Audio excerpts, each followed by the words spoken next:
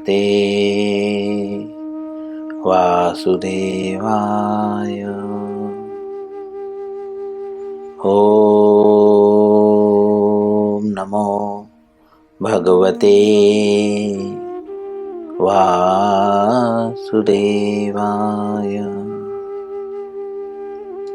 ओम नमो भगवते वासुदेवाय।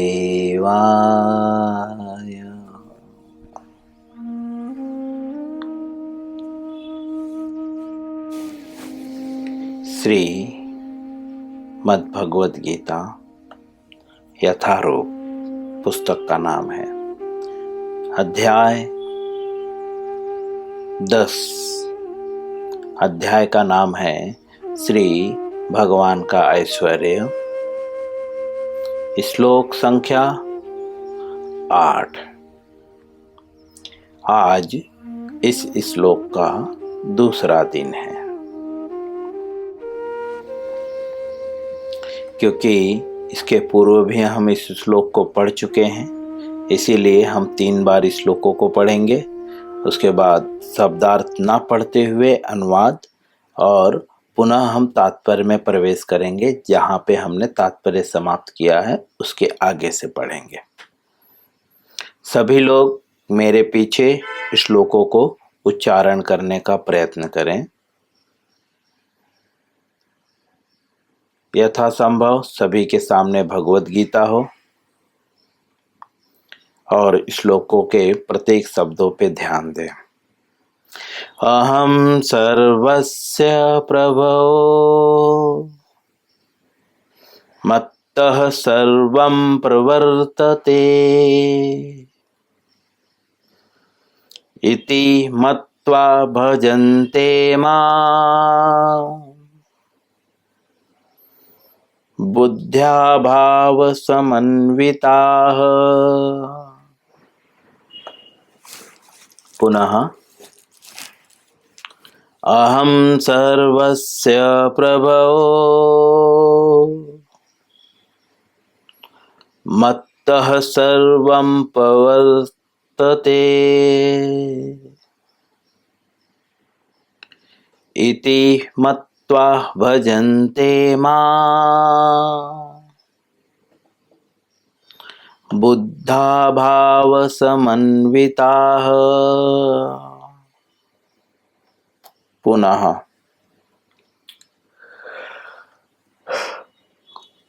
अहम सर्वस्य प्रभो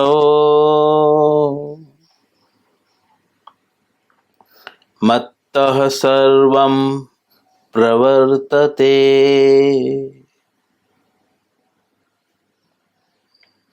इति मत्वा भजन्ते मां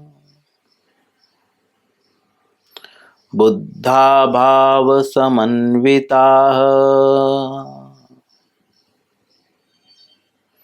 अनुवाद श्रील प्रभुपाद जी के द्वारा।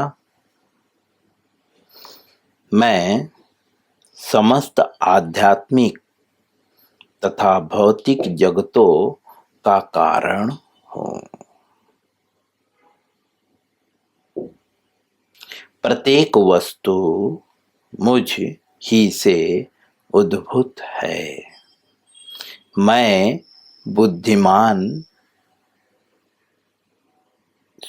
जो बुद्धिमान यह भली भांति जानते हैं,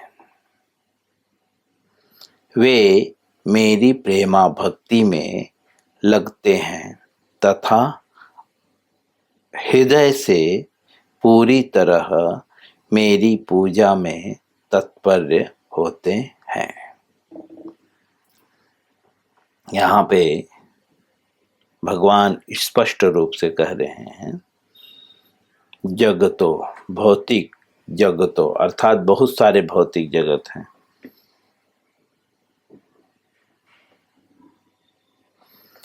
चलिए हम तात्पर्य में प्रवेश करेंगे, क्योंकि अनुवाद के में हमने काफी अच्छे से कल समझा था, इसीलिए हम तात्पर्य में प्रवेश करेंगे। जैसा कि तात्पर्य के कुछ लाइन बाद हम स्टार्ट करेंगे, क्योंकि तात्पर्य के कुछ लाइनों को हम पढ़ चुके हैं। जैसा कि श्रील प्रभुपाद जी लिखते हैं, इस प्रकार के ज्ञान से वह भगवत भक्ति में स्थित हो जाता है। किस प्रकार के ज्ञान से? तो इसके पूर्व के शब्दों में श्रील प्रभुपाद जी इसके पूर्व के लाइन में बता चुके हैं।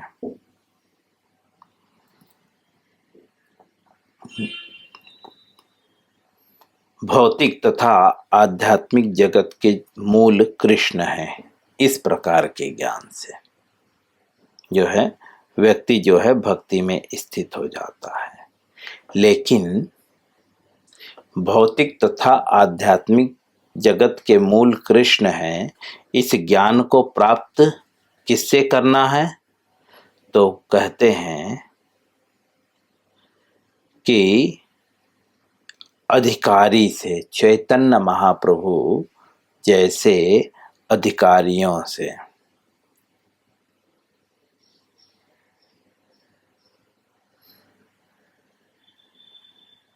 अब श्रील प्रभुपाद जी आगे लिखते हैं, वह व्यर्थ की टीकाओं से या मूर्खों के द्वारा कभी पथभ्रष्ट नहीं होता।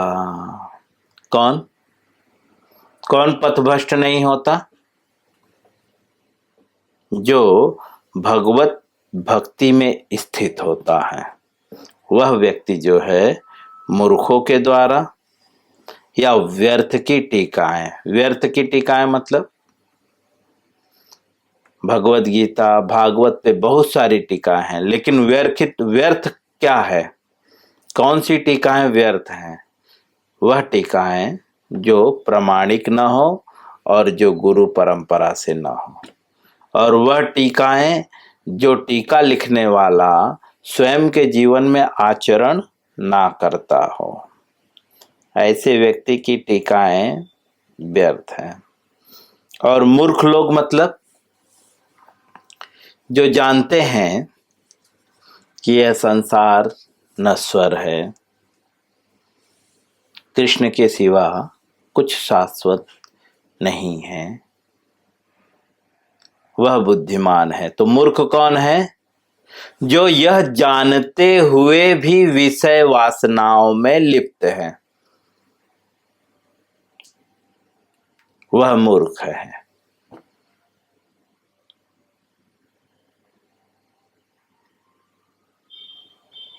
और भी मूर्खों की बहुत सारी क्वालिटीज हैं,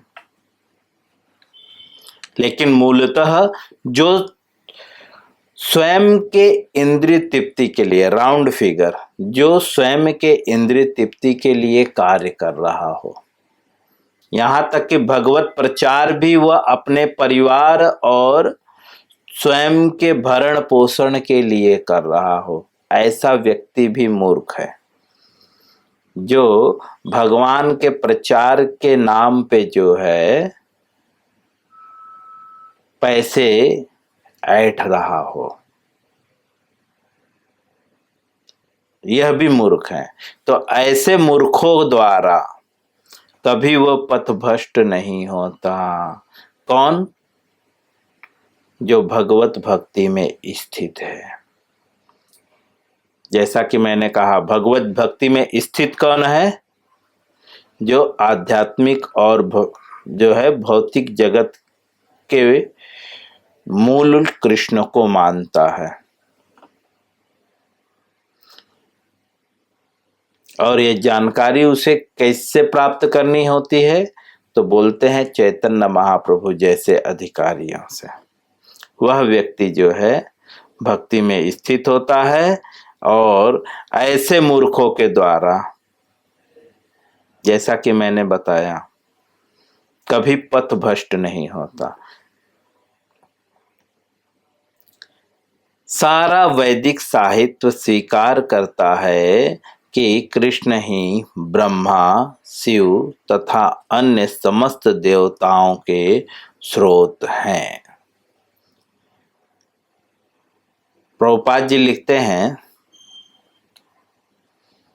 कि सारा वैदिक साहित्य मतलब वेदों के से जो निकाले गए, वेद बहुत बड़ा है ना, बहुत कुछ है वेदों में, तो वेदों से निकाल के जो लिखा गया है उसे वैदिक साहित्य कहते हैं। जैसे पुराण, उपनिषद, है ना, इसी प्रकार से ये सब वैदिक साहित्य हैं।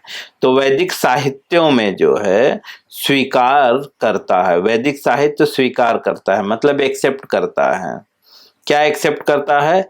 कि कृष्ण ही जो है ब्रह्मा, शिव तथा अन्य समस्त देवताओं के स्रोत हैं। स्रोत मतलब जहां से सबका उद्गम होता है, प्राकट्य होता है।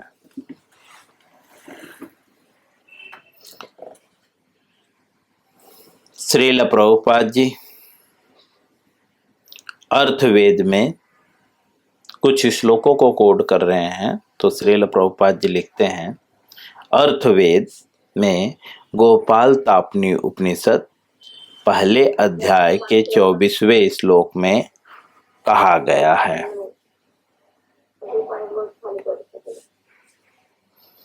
यो ब्राह्मणम विदधाति पूर्वम यो वे वेदांश्च गापयति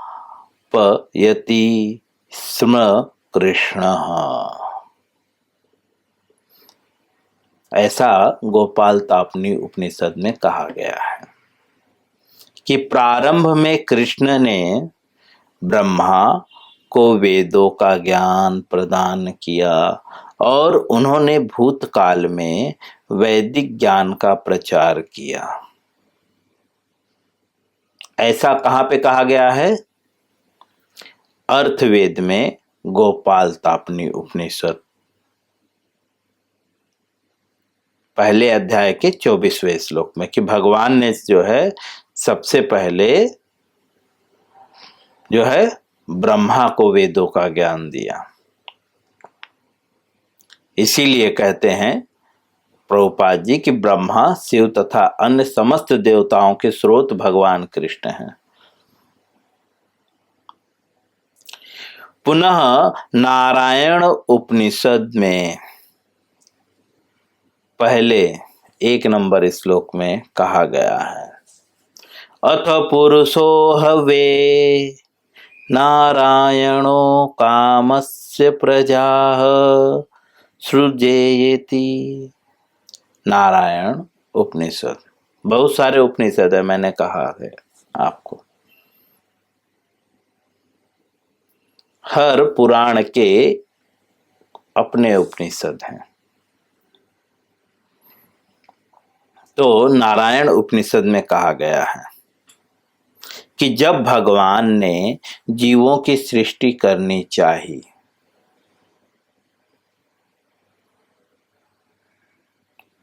उपनिषद में आगे भी कहा गया है,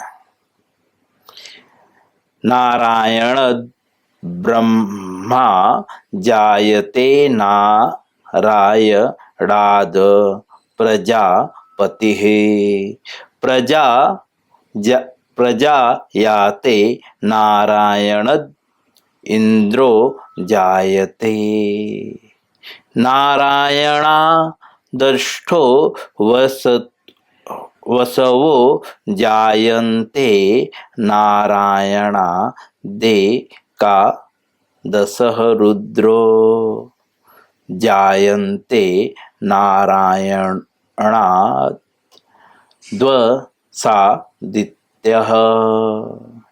ऐसा कहाँ कहा गया है? उपनिषद में। कौन से उपनिषद में? सेम नारायण उपनिषद में। उसका अनुवाद श्रील प्रभुपाद जी लिखते हैं, नारायण से ब्रह्मा उत्पन्न होते हैं। अभी जो हमने संस्कृत के कुछ शब्द पढ़े हैं उसका अर्थ यहाँ पे अनुवाद जो है कि नारायण उपनिषद में कहा गया है कि नारायण से ब्रह्मा उत्पन्न हुए, नारायण से प्रजापति उत्पन्न होते हैं। प्रजापति अर्थात जैसा कि हमने पिछले श्लोक में अनुवाद में पढ़ा है, सॉरी तात्पर्य में पढ़ा है ना, 6वें श्लोक में प्रजापतियों के नाम है ना। टोटल 25 लोग हैं। तो जो प्रजापति हैं अर्थात जो इस ब्रह्मांड, प्रजापति कौन है? जो इस ब्रह्मांड के जो है पथ प्रदर्शक कहलाते हैं। प्रजापति कौन? जो ब्रह्मांड को, इस ब्रह्मांड में जो जीव हैं उनके पथ प्रदर्शक हैं। तो उनके भी जो है वे कहाँ किससे उत्पन्न हुए हैं? बोलते हैं नारायण से। नारायण से इंद्र और 8 वसु उत्पन्न होते हैं और नारायण से ही 11 रुद्र तथा 12 आदित्य उत्पन्न होते हैं। यह नारायण कृष्ण के ही अंश हैं, ऐसा नारायण उपनिषद में कहा गया है कि ये जो नारायण है ये कृष्ण के अंश हैं। और कृष्ण के अंश कौन है? जैसे मेरा पुत्र मेरा अंश है, क्योंकि वह मुझसे उत्पन्न हुआ है ना, उनको अंश कहते हैं। तो सारे ब्रह्मा, प्रजापति, 8 वसु, 11 रुद्र, 12 आदित्य, ये सब नारायण के द्वारा उत्पन्न हुए हैं और नारायण जो है कृष्ण के अंश हैं।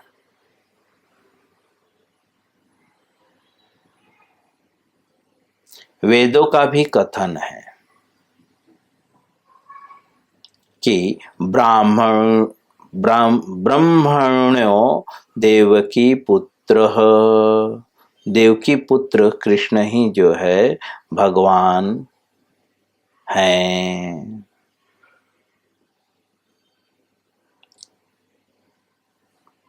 यहाँ पे जो है प्रभुपाद, जैसा कि भगवान यहाँ पे बता रहे हैं कि वह मेरी प्रेमा भक्ति में लगा रहता है हृदय से और पूरी तरह। इसीलिए कोई कंफ्यूज ना हो कि कृष्ण की ही भक्ति क्यों, अन्य की भक्ति क्यों नहीं, क्योंकि वे भगवान हैं। तो प्रभुपाद जी यहाँ पे बता रहे हैं कि भगवान कृष्ण को सिर्फ भगवान मैं और आप नहीं मान रहे हैं, वेदों में भी कहा गया है। इसीलिए वे अनेक उपनिषद और वेदों का श्लोक कोट कर रहे हैं। पुनः वे नारायण उपनिषद का 4था श्लोक कोट करते हैं। तब यह कहा गया है, एको वे नारायण आसीन्न ब्रह्मन् ईशानो नापो नाग्नि समोने में ध्वा पृथ्वी न नक्षत्राणि न सूर्य। कहते हैं सृष्टि के प्रारंभ में ऐसा नारायण उपनिषद में कहा गया है कि केवल भगवान नारायण थे। सृष्टि के प्रारंभ अर्थात यह संसार जब बनाया गया, सृष्टि मतलब रचना करना, तो उससे पूर्व सिर्फ नारायण थे। न ब्रह्मा थे, न शिव थे, न अग्नि थे, न चंद्रमा, न नक्षत्र और न सूर्य। ऐसा नारायण उपनिषद में 4थे श्लोक में कहा गया है। महा उपनिषद 1। महा उपनिषद में यह भी कहा गया है कि शिवजी परमेश्वर के मस्तक से उत्पन्न हुए हैं। अतः वेदों का कहना है कि ब्रह्मा तथा शिव के श्रेष्ठा भगवान की ही पूजा की जानी चाहिए। श्रील प्रभुपाद जी इसलिए जो है वेदों का क्या कहना है कि ब्रह्मा तथा शिव के जो श्रेष्ठा है, कौन है? बोलते हैं भगवान, उनकी ही पूजा की जानी चाहिए।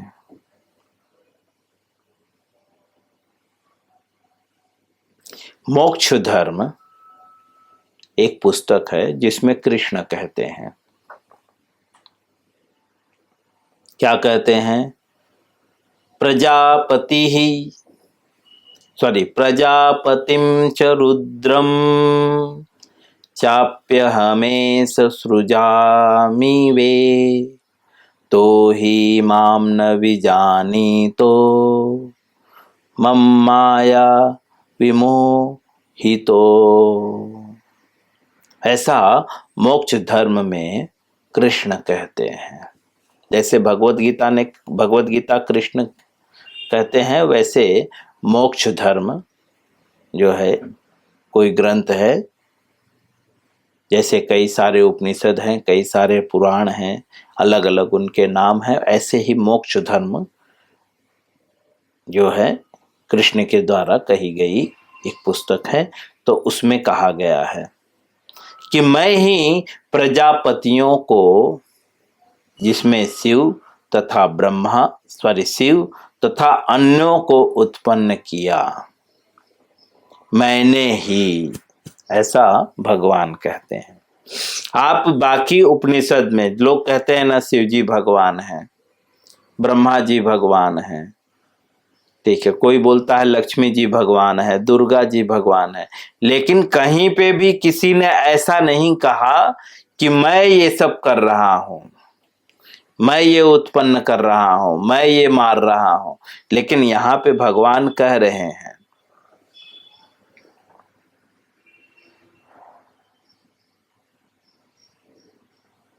भगवान यहाँ पे स्पष्ट रूप से कह रहे हैं कि मैं ही प्रजापतियों को, जैसे कि शिव तथा अन्यों को उत्पन्न किया हूं, किंतु वे मेरी माया से मोहित होने के कारण यह नहीं जान पाते।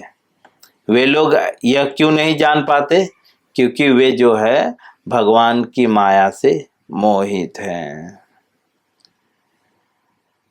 दूसरे शब्द में, जो भगवान की माया से मोहित नहीं है, वे ये जान सकते हैं कि हम सब भगवान से उत्पन्न हैं।